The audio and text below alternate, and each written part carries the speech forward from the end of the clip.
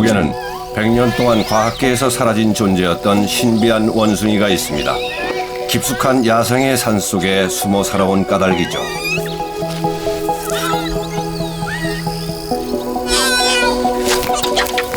오랫동안 과학자들이 그 원숭이를 연구하는 것에 대해 논의했지만 성공한 사람은 거의 없죠. 외부 세계의 사람들이 이들에게 접근했을 땐 이미 멸종 위기에 직면해 있었습니다. 사람들은 왜 이 동물들을 보호해야 하는지 이해하지 못합니다. 이제 이 원숭이들을 보호하기 위한 행동을 시작해야 할 때라고 생각합니다. 아름다운 금빛의 황금 원숭이. 과학자들이 이 원숭이의 생존 대책을 강구하고 있지만 그것은 기나긴 시간과의 싸움입니다. 지금이 황금 원숭이를 살릴 수 있는 마지막 기회입니다.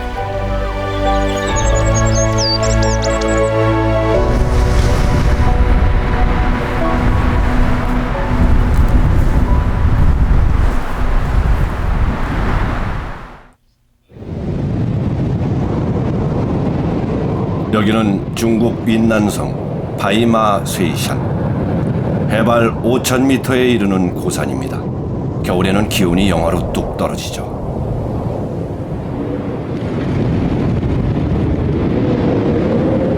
이 산은 운둔의 땅, 중국 히말라야의 한 부분으로 결코 생명이 살 수 없을 것 같습니다.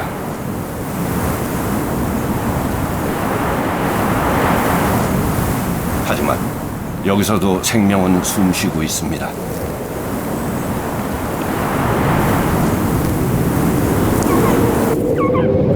이곳 해발 4,000m의 고산에는 특별한 원숭이가 사는데요.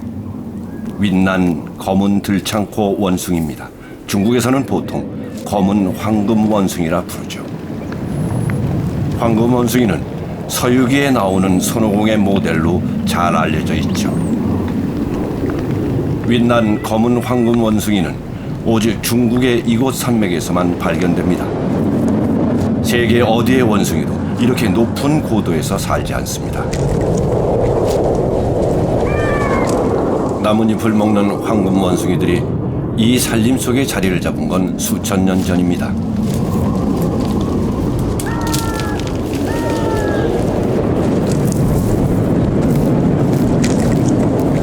폭설이 잦아든 시간, 막 고개를 내민 꽃봉오리는 영양분을 보충하기에 제격입니다.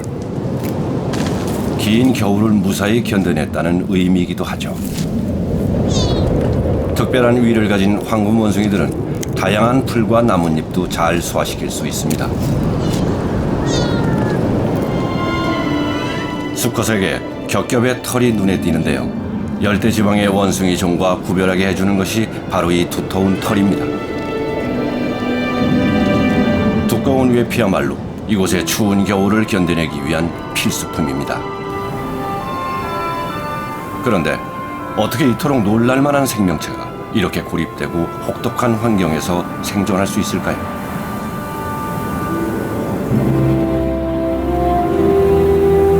본 프로그램에서는 세 종류의 황금 원숭이 서식 지역을 탐사할 예정입니다.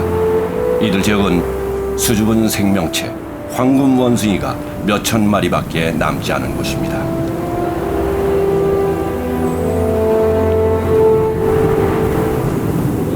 과연 지구상 가장 고립된 지역에서 살아남을 수 있도록 해준 적응력은 어떤 곳일까요?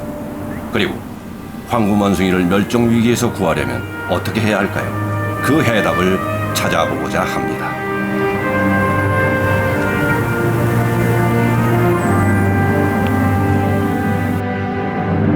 마지막 대빙하 시대는 황금 원숭이, 즉 들창코 원숭이 속을 황금 원숭이, 회색 황금 원숭이, 검은 황금 원숭이 등 5개의 종으로 분화시켰습니다. 오늘날 살아남은 총 개체 수는 15,000마리 이하이며 대부분 중국 남서쪽 산악지역에 서식합니다. 윈난성의 히말라야 산맥은 고도가 가장 높은 서식지로 알려져 있죠.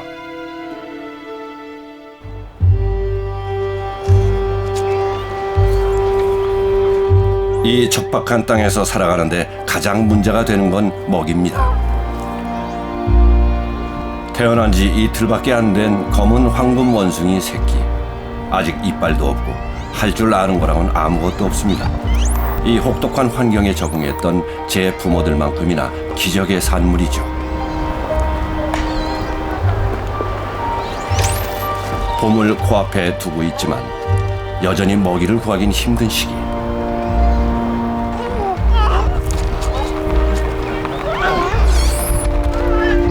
그렇지만 2달이 지나면 곰의 새순이 돋아나듯 새끼의 이빨도 자랄 것입니다.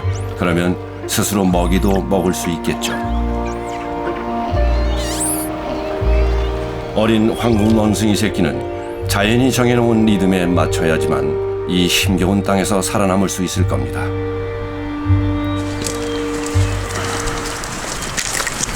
황금 원숭이는 원숭이 세계의 최고 방랑자입니다. 종종 몇백 마리가 큰 무리를 지어 이동하기도 합니다.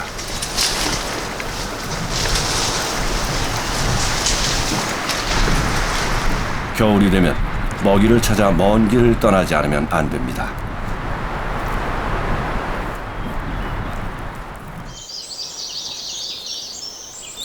이곳은 먹이가 부족한 곳. 그래서 검은 황금 원숭이는 주로 높은 고도에 적응한 생물에 의존해 살아갑니다. 송라와 같은 지의류가 대표적이죠. 송라는 소나무 겨우살이로 주로 해발 고도가 높은 숲에 넓게 분포해 자랍니다. 송라는 겨울철 황금 원숭이들이 가장 좋아하는 먹잇감이죠.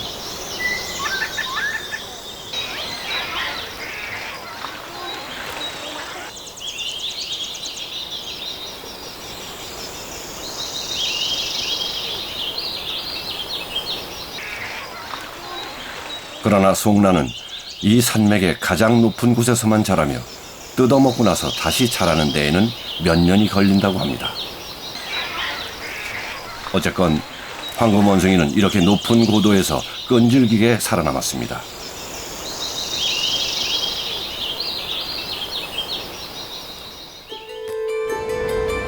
영장류 학자 롱 용챙 박사. 그는 윈난 검은 황금 원숭이의 적응에 대해 연구해 오고 있습니다. 젊은 생물학도 시절 어느 예수의 수사가 1894년에 쓴 글을 보고 황금 원숭이에 대해 처음 알게 되었습니다.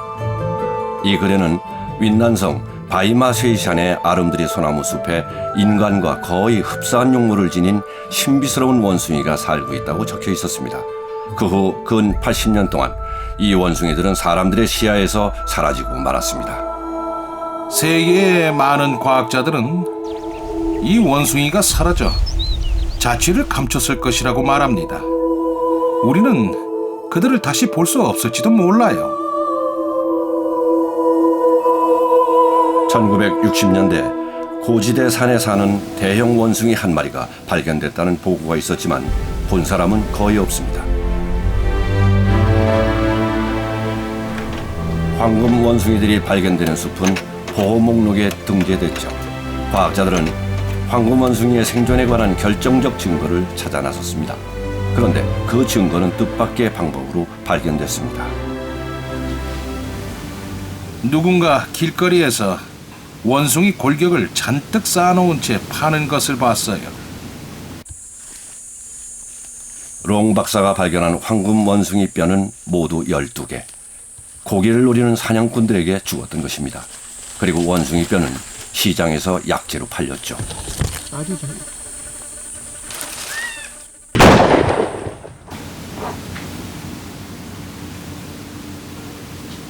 그 후 다른 3마리를 더 찾았어요.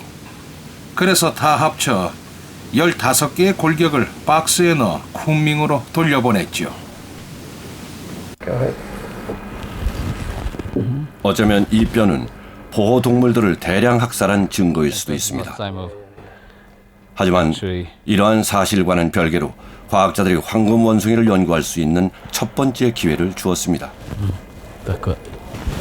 아울러 황금 원숭이가 어떻게 설산에서 살아남을 수 있었는지 파악할 수 있는 단서도 제공했습니다. 뼈를 살펴보면 황금 원숭이가 나뭇잎을 먹는 종치고는 꽤 크다는 것을 알 수 있습니다. 아시아와 아프리카 종의 거의 2배만한 크기입니다.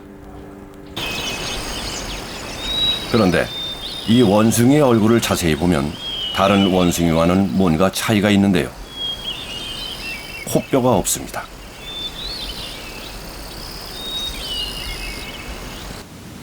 이 원숭이는 추운 지역에서 살기 때문에 가장 큰 비강을 가지고 있습니다. 공기를 데우기 위해 큰 공간이 필요한 거지요.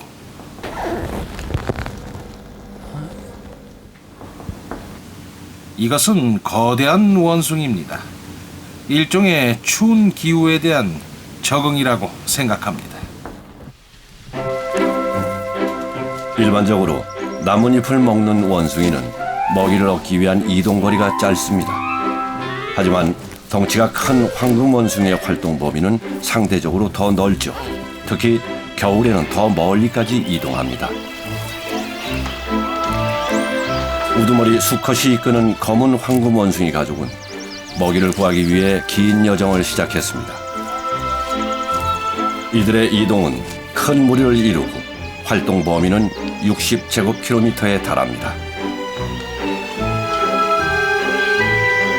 넓은 지역에 퍼져 돌아다니다 보면 먹이 찾을 기회는 그만큼 더 많아질 것입니다.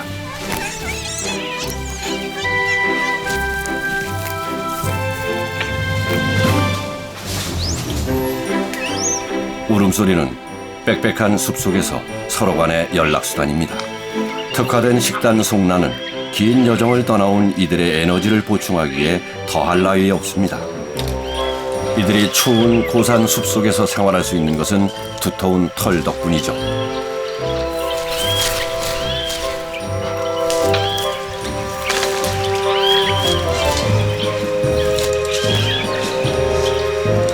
이런 탁월한 고산 적응력은 사람들 눈에 잘 띄지 않게 해준 요인이기도 합니다.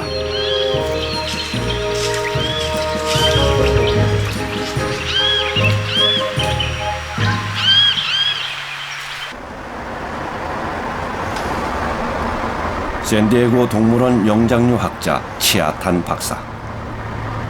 그녀에게 원숭이의 환경 적응 연구는 일생일대의 일입니다.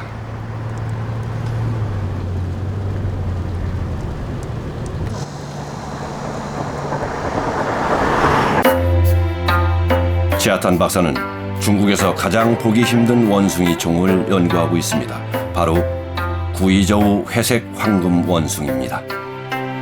현재 750마리가 남아있으며 대부분은 250제곱킬로미터 면적의 판징샨에 서식하고 있습니다. 구이저우 성은 중국에서 가장 가난한 지역 중 하나입니다. 그러나 중국의 다른 지역과 마찬가지로 구이저우도 엄청난 변화를 겪고 있습니다. 새로운 고속도로가 건설되면 이 오지의 산들은 동쪽의 대도시와 연결될 것입니다. 회색 황금 원숭이 서식지는 유명한 관광지. 이곳 사람들에겐 번영을 의미하죠. 반면 탄 박사에겐 연구의 위기가 닥쳤다는 뜻이기도 합니다. 오랫동안 연구자들은 판징샨에서 연구를 해야 한다고 말해왔어요. 그러나 성공한 사람은 거의 없죠. 왜냐하면 이 회색 황금 원숭이는 경계심이 강하기 때문이죠. 그리고 날씨 조건도 적합하지 않아요. 제가 생각하기에 판징샨은 뭔가 신비로움이 있어요.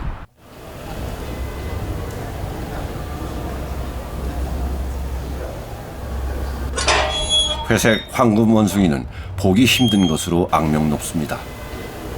그래서 치아탄 박사는 판징샨 자연보호구 책임자 양예칭 박사를 찾아왔습니다. 그의 도움을 요청하기 위해서죠. 그런데 양 박사는 연구의 명목으로라도 회색 황금 원숭이를 교란해서는 안 된다는 굳은 신념을 갖고 있는 사람입니다.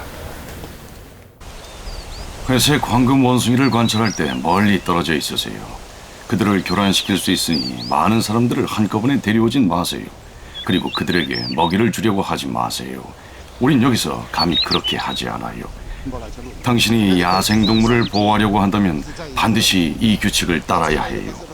우린 그들의 서식지와 자연 그대로의 행동을 보호해야 합니다. 그들의 행동을 바꾸는 걸 가볍게 생각하지 마세요. No, we're talking about what we need to do next for the next phase. 양예칭 박사의 요구 조건을 충족시키기 위해 탄 박사는 무인 센서 카메라를 준비해 왔습니다. 也许也要涂上 적외선으로 야생동물 사진을 찍는 장비로서 흔히 땅 위에서 움직이는 대형 포식자를 촬영하는 데 사용됩니다. 따라서 나무 위에 사는 회색 황금 원숭이를 촬영하기 위해선 판징샨 어디에다 카메라를 설치해야 좋을지 현지 전문가들의 도움이 절실한 상황입니다. 可以试一试，估计好一点。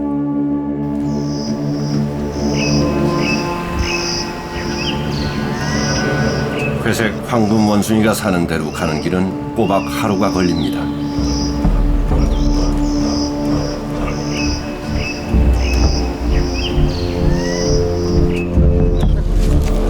회색 황금 원숭이를 만날 수 있을까요?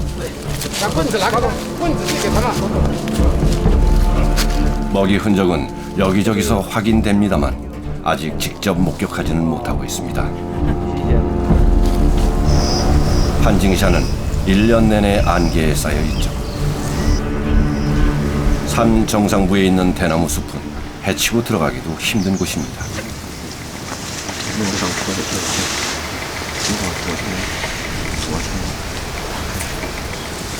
무인 센서 카메라 설치 장소를 결정하는 건 생각보다 더 힘든 것 같습니다.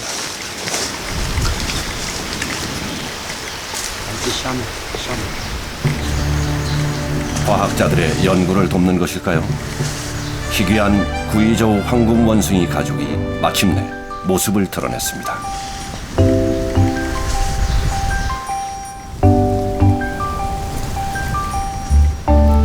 탄 박사가 이 멸종 위기종을 직접 본 것은 처음입니다. 이보다 더 중요한 소득은 이들이 선호하는 이동 루트와 최적의 카메라 설치 장소에 대한 정보를 얻었다는 점입니다. 우린 회색 황금 원숭이들이 돌아다니는 곳을 찾기 위해 무인 센서 카메라를 활용하고 있습니다.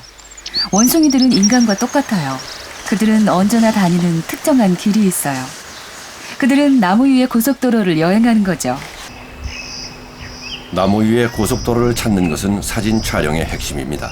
이들은 서식지 근처에서 먹이를 먹고 활동하기 때문이죠. 구이저우 회색 황금 원숭이는 먹이로 선호하는 특정한 나무가 있어요. 저희 카메라 몇 대는 바로 이 선호하는 나무 위에 있죠. 그리고 특정한 나무들은 오솔길이나 눈에 띄는 장소 옆에 있죠. 이것은 이 서식지에서 유일하게 큰 나무입니다. 카메라 설치 작업이 끝났습니다.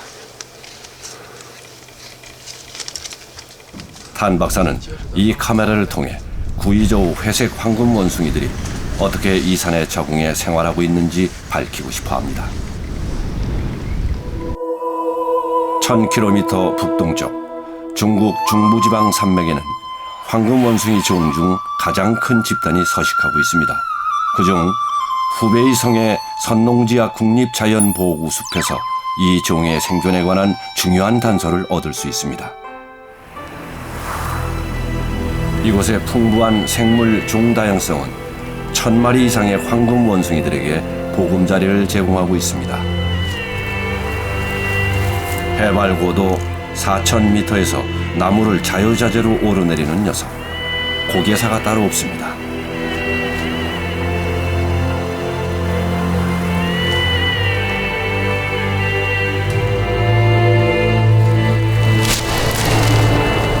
녀석이 바로 황금빛과 주황색이 선명한 황금 원숭이입니다. 들창코 원숭이, 즉 황금 원숭이 종류 중에서도 진정한 황금 원숭이라 할 수 있죠.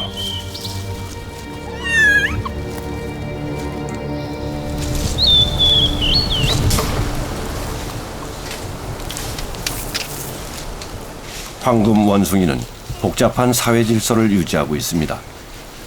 고산의 혹독한 환경에서 살아남기 위한 노력의 한 방편이죠.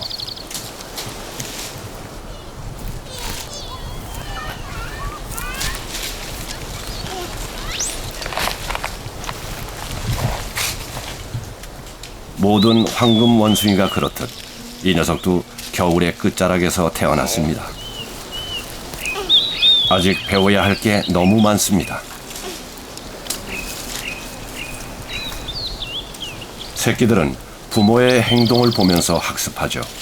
어미는 힘들겠지만 향후 1년 동안 갓 태어난 어린 새끼에게 젖을 주고 정성으로 보살필 겁니다. 어미란 다 그런 것이죠. 하지만 황금 원숭이 사회에서 어미로 산다는 건 정말 운이 좋습니다. 왜냐고요? 황금 원숭이들은 서로 도우며 생활하기 때문입니다. 우리 인간들처럼 어린 새끼를 보면 어느 누구도 그냥 외면하지 않습니다.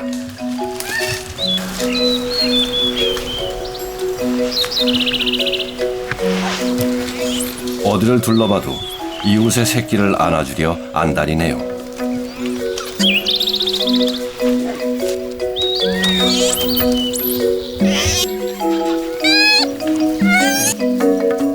새끼를 돌보는데도 노련함의 차이는 있겠죠? 잘 보는 녀석, 서툰 녀석. 이러한 협력 행동을 통해 젊은 원숭이들은 다음 세대를 돌보는 법을 연습합니다. 자신의 손으로 직접 새끼를 만지고 안아보면서 말입니다. 심지어 수컷들도 거듭니다.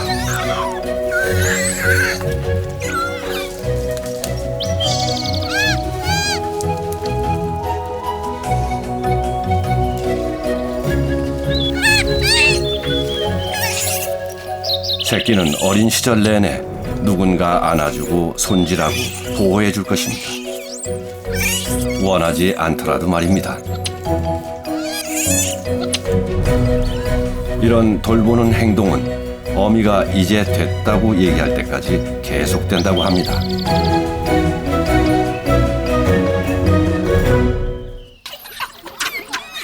다른 영장류들이 그러하듯이 황금 원숭이들은 놀라울 정도로 질서정연한 사회 속에서 살고 있습니다.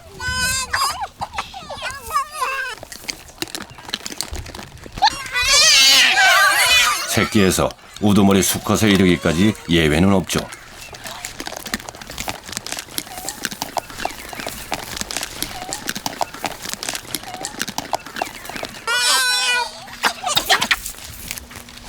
이 건장한 수컷은 앞으로 수년 동안 암컷 무리를 거느리며 함께 지낼 것입니다.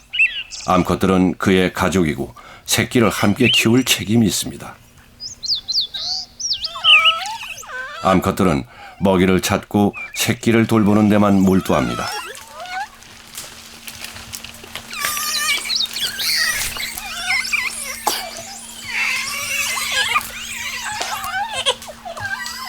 몇 개의 가족이 무리를 지어 이동해 먹이를 찾기도 합니다. 가족 집단에서 쫓겨난 수컷들로만 구성된 무리도 있죠. 가족 간 근친 교배를 막기 위한 방편입니다. 보아하니 이 수컷 무리는 더 큰 집단의 미래를 책임질 강한 우두머리 수컷을 배출하게 될 것 같군요. 한쪽 귀가 없는 짝귀 수컷. 녀석은 자기보다 더 젊은 수컷에게 암컷을 빼앗기고 말았습니다.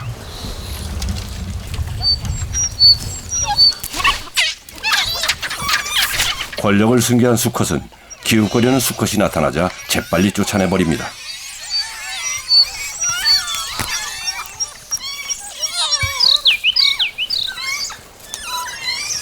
이러한 수컷 교체는 집단 내 최상의 혈통을 가진 유전자만 남기도록 해줍니다.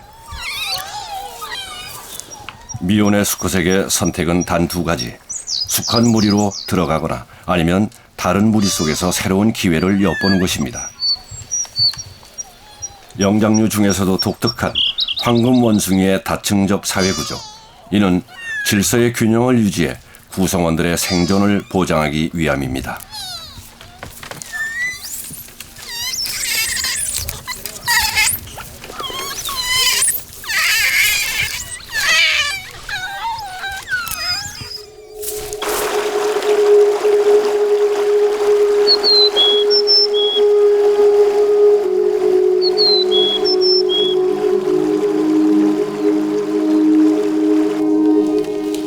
숲에서는 보기도 힘들고 듣는 것은 더 힘듭니다. 소리는 자연의 바람과 소시락거림에 묻혀버리고 맙니다. 넓디 넓은 숲, 곳곳에 퍼져 생활하는 황금 원숭이 집단은 각자의 위치에서 다른 원숭이들과 소통하는 법을 배워왔습니다. 가족 구성원들은 오랫동안 서로 떨어져 있어도 누가 어디에 있는지 알고 있는 것처럼 보입니다.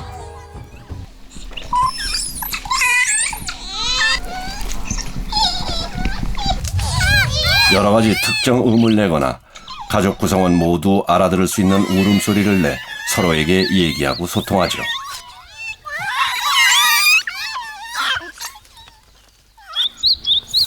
황금 원숭이의 울음소리는 수십 가지나 됩니다. 여기 먹을 거 있어. 누군가 오고 있는지 둘러봐. 나 여기 있어. 등등.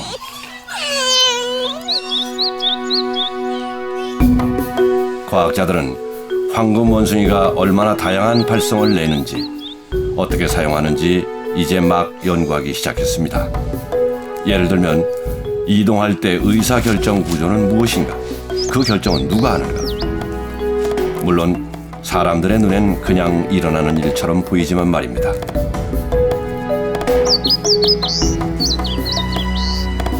숲은 황금 원숭이를 먹여 살리며 은신처를 제공합니다. 이러한 과정을 통해 숲과 황금 원숭이 사이에는 섬세한 균형이 유지되죠. 하지만 숲이 파괴되면 숲에 의존해 살아가는 동물들에겐 중대한 결과를 초래할 수도 있습니다.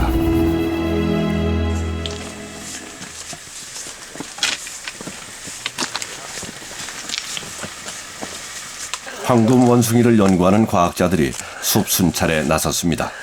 생태계의 균형이 잘 유지되고 있는지 모니터하기 위해서죠. 숲 순찰에는 몇 주가 걸리기도 합니다. 그만큼 고된 일입니다. 어느 날 이곳 과학자들은 숲을 걷다가 고산에서 굶어 죽은 황금 원숭이 12마리를 발견했습니다. 이 사건 이후 많은 논란이 있었지만 어려운 결정을 내리게 됐습니다. 그 예방책으로 일부 황금 원숭이에게 먹이를 주기로 결정한 것입니다. 사람이 이 원숭이 무리에 접근할 수 있는 마리수는 하루 24시간 동안 80마리입니다. 일종의 연구 플랫폼이죠. 우리는 매일 그들에게 먹이를 주고 이와 동시에 그들의 행동을 추적하고 관찰합니다.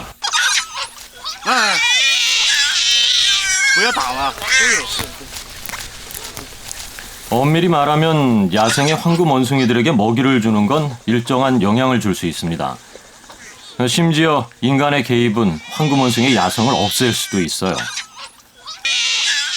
그렇지만 이 작은 무리의 황금 원숭이를 관찰함으로써 그들의 생활 습성, 먹이 습성, 그리고 번식 방법까지 체계적으로 관찰할 수 있었습니다. 조사할 대상이 없다면 조사를 진행할 수 없겠죠. 매일 먹이를 주게 되면서 신비로운 황금 원숭이를 보기 위해 관광객들이 모여들고 있습니다.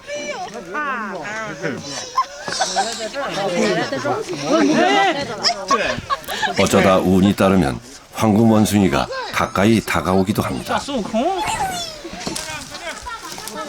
황금 원숭이를 사람 가까이까지 불러들이는 것은 논란의 여지가 많습니다. 하지만 이 지역의 과학자들은 그만한 가치가 있다고 주장합니다. 위기에 내몰린 황금 원숭이에 대한 새로운 인식을 심어줄 기회라는 것이죠. 사람들이 볼 수 없는 곳에 숨어 있다면 황금 원숭이를 구하는 것은 더 어렵다는 입장입니다. 구이저우 판징샨에 숨어 사는 회색 황금 원숭이를 모니터해온 치아탄 박사. 프로젝트 결과가 나오기 직전입니다.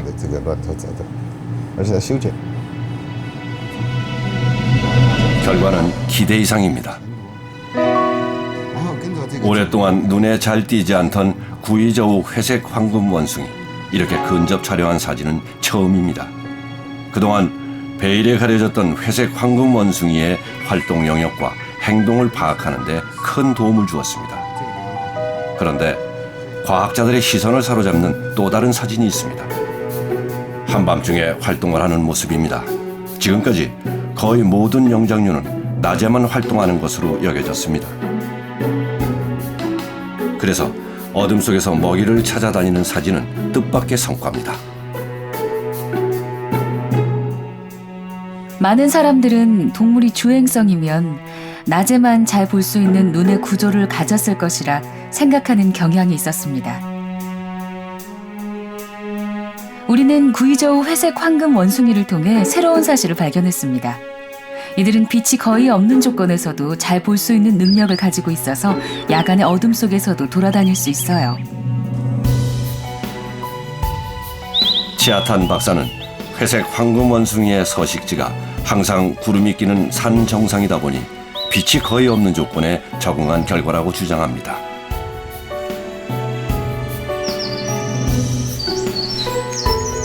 우리가 이전에 모르고 있던 부분이 있었어요. 회색 황금 원숭이는 자신의 환경에 너무나 잘 적응하고 있어요. 그들의 활동 시간이 늘어나면 자연히 먹이를 얻을 수 있는 시간도 많아지죠. 치아탄 박사팀이 얻은 회색 황금 원숭이의 행동 데이터는 놀라울 정도입니다.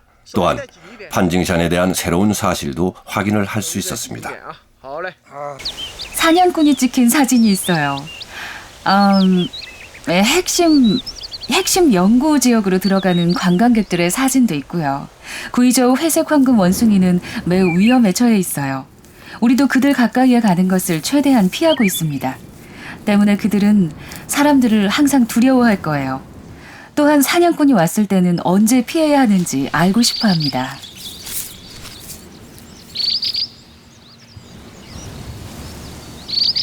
현재 이곳 지역민들이 회색 황금 원숭이의 서식지를 마음대로 들락거리는 상황. 치아탄 박사는 회색 황금 원숭이에 대한 지역민의 인식 부족을 안타까워하고 있습니다. 판징샨에 회색 황금 원숭이를 구하는 것은 자연 상태를 보존해야 하지만 가능할 것입니다.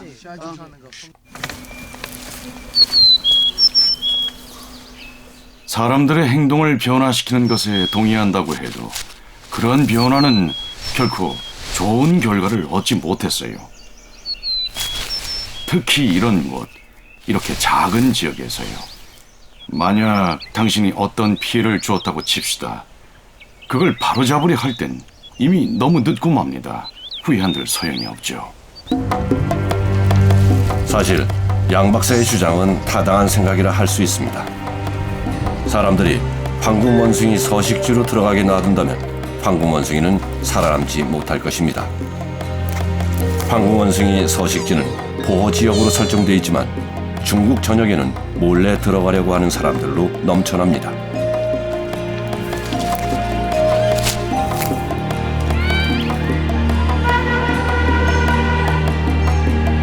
선농지야도 중국의 다른 곳과 마찬가지로 끊임없는 개발과 변화로 몸살을 앓고 있습니다.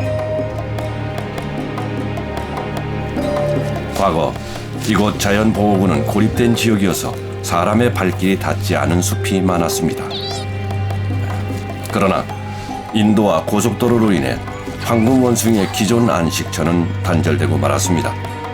멸종 위기종 목록에 오른 황금 원숭이는 이제 숲에서 보호받으며 살고 있는 신세입니다. 그 덕분일까요? 500마리에 불과하던 황금 원숭이의 수는 몇 년 만에 1200마리까지 늘었습니다. 선농지하의 숲은 이토록 많은 황금 원숭이를 더 이상 한 장소에서 부양할 수 없습니다. 이제 더 많은 공간이 필요합니다.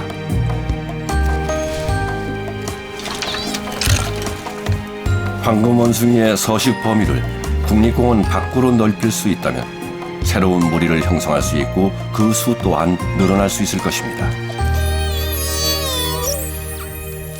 점심을 먹으며 폭이 넓은 계곡 바닥에 앉아 있었습니다. 나무들은 계곡의 윗부분을 완전히 뒤덮었어요. 양쪽 나뭇가지들이 서로 맞닿아 있었던 거죠.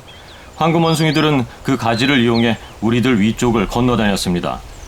여기서 아이디어를 하나 얻었죠.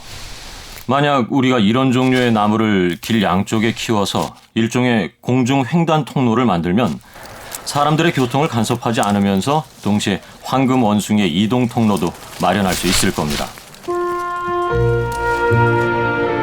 사실 황금 원숭이가 선호하는 키 큰 소나무와 송나는 수세기에 걸쳐 자란 것입니다. 중국에서 이 같은 1차 살림은 거의 남지 않았죠.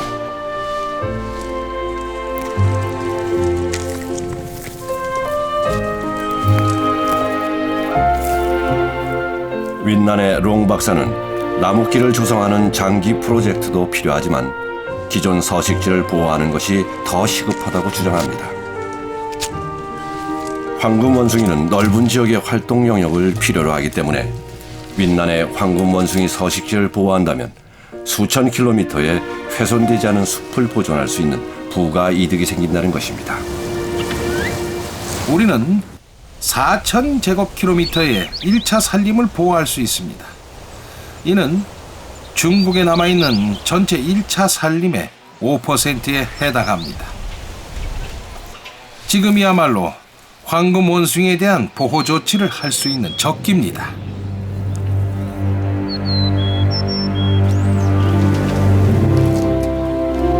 바이마 쉐이샨의 해발 3,000m 지점.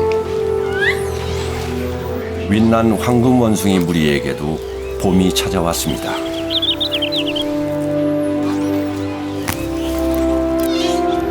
송나와 나무 껍질을 먹으며 연명하던 혹한의 겨울이 지나자 신선한 나뭇잎과 꽃으로 배를 가득 채웁니다.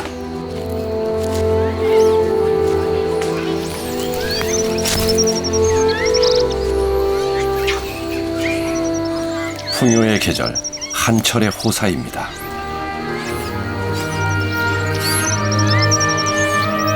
그 사이 이빨이 자라기 시작한 황금 원숭이 새끼도 자연의 선물을 만끽하고 있습니다.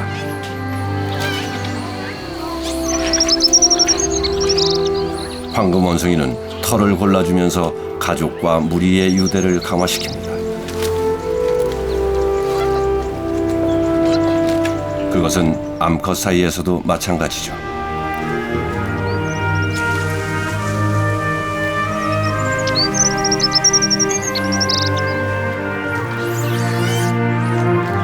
우두머리 수컷은 멀찌감치 떨어져 경계를 늦추지 않습니다. 젊은 수컷들이 침범하지는 않나 감시하는 거죠. 이따금씩 권자를 노리는 수컷이 자신의 암컷에게 너무 가까이 접근하면 물리쳐 쫓아냅니다.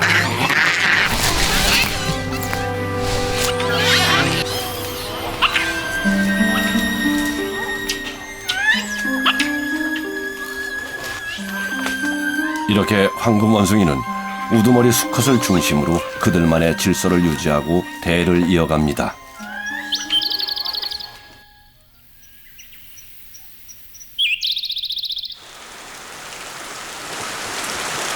본격적인 우기, 황금 원숭이들에겐 또 하나의 시련입니다.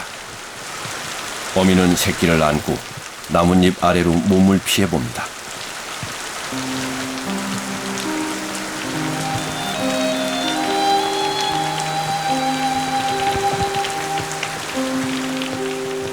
어린 녀석에겐 처음 맞아보는 비.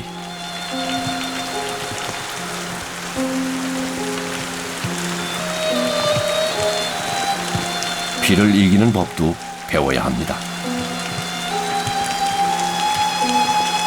어미의 품만한 곳은 없죠.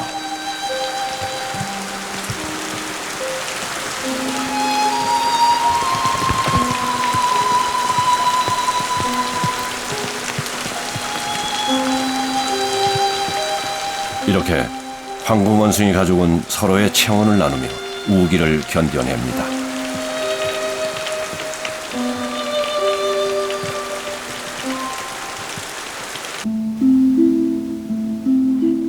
그런데 황금 원숭이들은 정말로 고산에 사는 것을 좋아할까요? 롱 용챙 박사는 그 답을 역사에서 찾았습니다.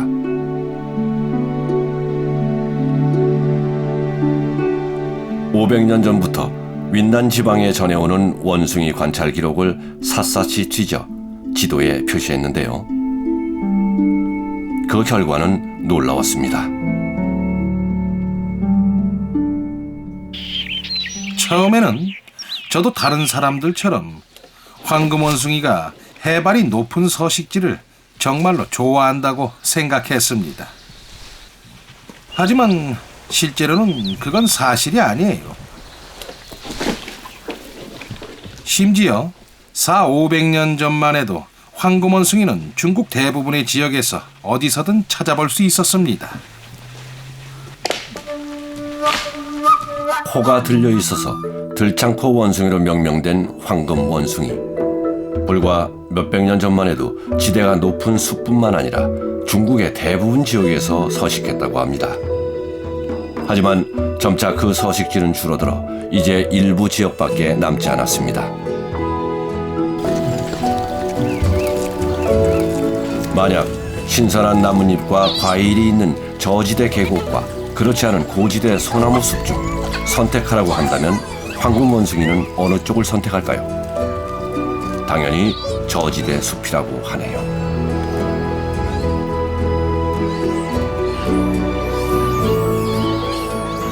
과거 사람이 살기 어려웠던 지역조차 개발과 토지 이용이 날로 증가하고 있는 중국.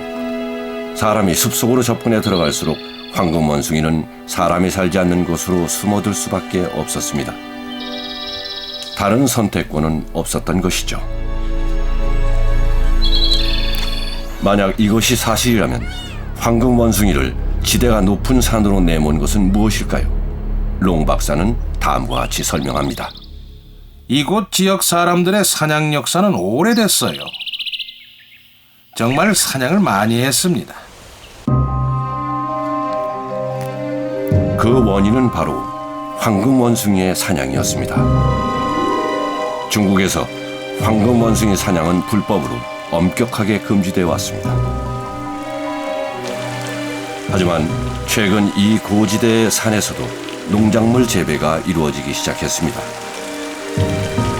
그 긴 겨울 동안 조심성이 많고 덩치가 큰 황금원숭이는 농민들에겐 손쉽게 구할 수 있는 고기였습니다.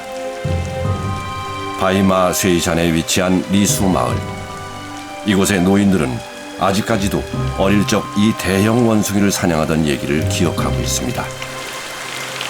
엄마는 이때 나그 수사코 뭐 구멍하고 엄마 뜨기리가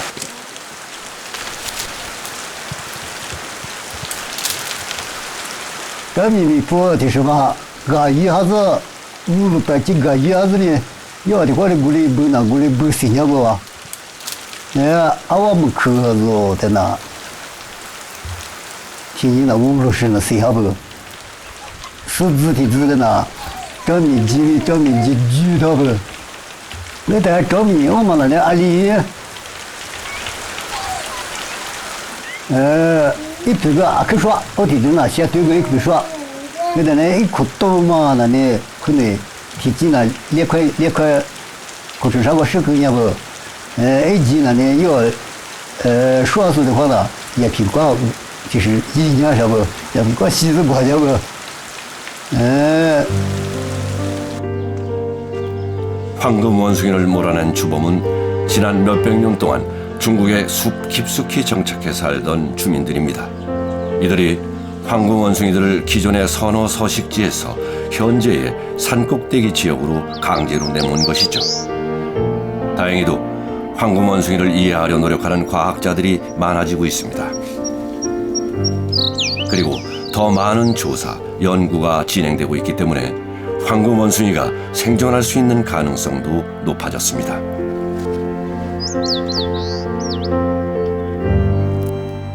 우리가 향후 50년 동안 그들을 정말로 잘 보호할 수 있다면 향후 100년간은 문제가 없을 것입니다. 그러나 조건이 하나 있습니다. 인간들은 자기 자신을 조절하는 법을 알 필요가 있습니다. 통제할 수 없을 정도로 아이를 많이 낳아서는 안 됩니다. 为那个风吹的时候，它会应该会动的。 판징산의 황금원숭이를 장기적으로 연구할 계획인 치아탄 박사. 이곳을 방문할 때마다 황금원숭이를 보존하는 노력에 지역 주민들이 적극 협조해 줄 것을 당부하고 있습니다. 하지만 아직 갈 길이 멀다는 것도 알고 있습니다.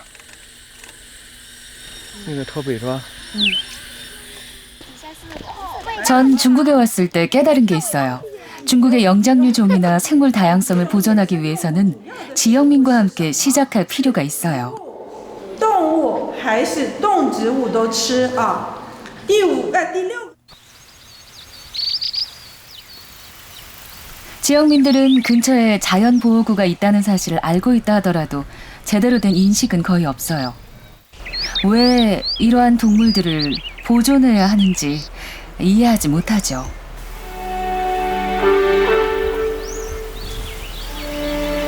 우리의 이번 황금 원숭이 얘기는 고도가 높은 곳을 좋아하는 신비스러운 동물에 관한 얘기가 아니라 오히려 최후의 생존자에 관한 얘기였을 것입니다.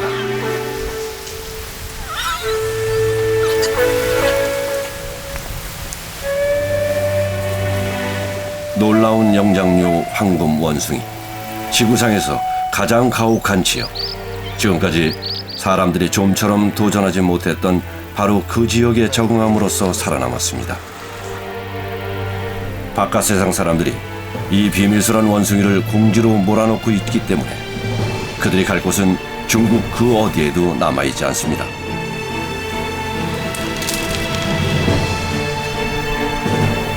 황금 원숭이들은 힘주어 말합니다. 우리의 숲을 돌려주세요.